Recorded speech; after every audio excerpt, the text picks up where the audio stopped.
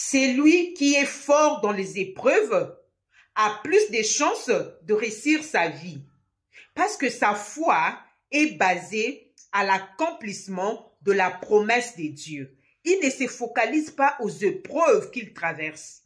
Plutôt, il s'est dit en lui-même qu'un jour, Dieu s'élèvera.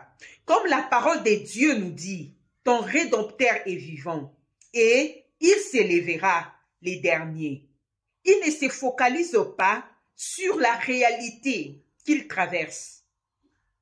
Il se focalise dans la promesse de Dieu. Et alors, si tu es fort dans les épreuves, sache que Dieu va te faire confiance. Si tu es fort dans les épreuves, sache que tu vas porter la couronne.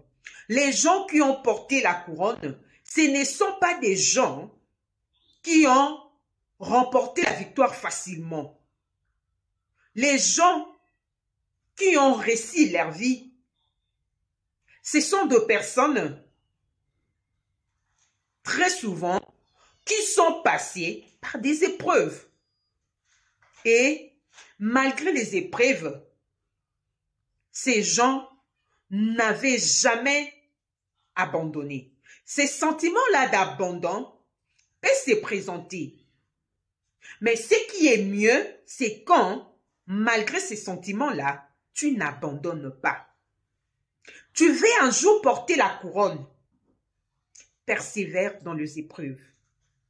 Quand tu traverses les moments difficiles, ce qui compte plus, c'est la position que tu gardes dans ta marche avec le Seigneur.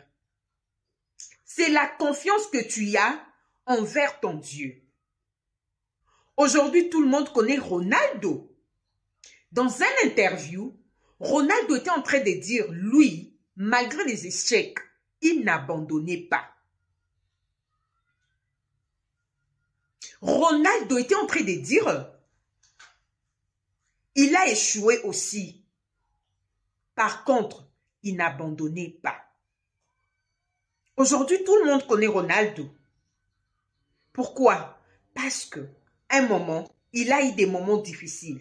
Il a traversé des épreuves fortes. Mais malgré les épreuves, il n'avait jamais abandonné. Si Ronaldo avait abandonné un jour, aujourd'hui, on n'allait pas parler de lui. On parle de lui parce qu'il n'avait pas abandonné. Et alors toi, pourquoi tu veux abandonner? Pourquoi tu veux lâcher prise? La Bible nous dit, celui qui persévérera jusqu'à la fin, c'est celui-là qui verra la gloire de Dieu. Tu veux la gloire de Dieu, n'abandonne pas. Ça fait mal, n'abandonne pas. Les gens t'ont rejeté, n'abandonne pas. Il n'y a aucun signe que cette chose va s'améliorer, n'abandonne pas. N'abandonne pas. C'est quand tu abandonnes, c'est alors que les choses vont s'arrêter. Tant que tu n'abandonnes pas, malgré la douleur, tu avances quand même avec cette douleur, avec cette souffrance. Toi, tu avances. Sache que à la fin, tu porteras la couronne. La couronne est réservée aux champions. Toi, tu veux être champion. Le seul secret des champions, c'est que ce sont des personnes, malgré les épreuves, malgré les problèmes, malgré les combats, malgré ces sentiments-là d'abandon, abandonner. Tu sais que tu as des promesses de Dieu dans ta vie. Tu te dis que ça prend beaucoup de temps, ça traîne. Depuis que Dieu m'avait promis, il ne réalise toujours pas sa promesse dans ma vie. Je ne pense même plus que cette promesse va se réaliser. Ou toutes les promesses vont se réaliser. Tu te trompes.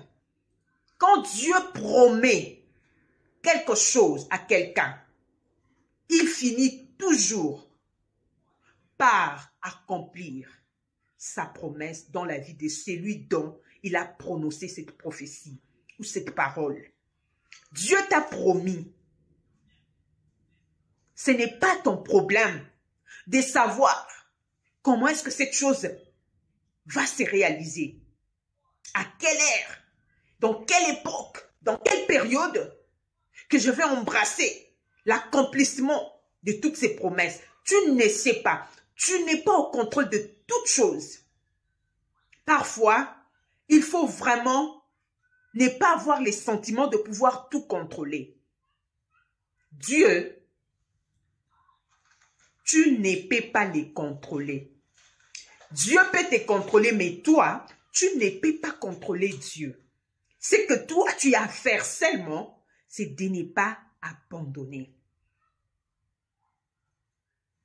Les gens qui ont remporté la victoire, ce sont des gens qui n'ont jamais abandonné. Nous avons l'exemple de David, nous avons l'exemple de Joseph. Tant de gens dans la Bible nous parlent de leurs histoires, ce sont des personnes qu'ils n'avaient jamais abandonnées. Joseph, innocent qu'il était, il s'est retrouvé dans la prison à cause de la femme de Potiphar. Il était innocent. Malgré son innocence, il n'avait pas eu l'audace de dire n'importe quoi dans sa prière. Il avait confiance en Dieu. Il savait qu'il va un jour arriver là où il est censé être. Toi, tu passes par le moment compliqué. Tu traverses les moments compliqués dans ta vie.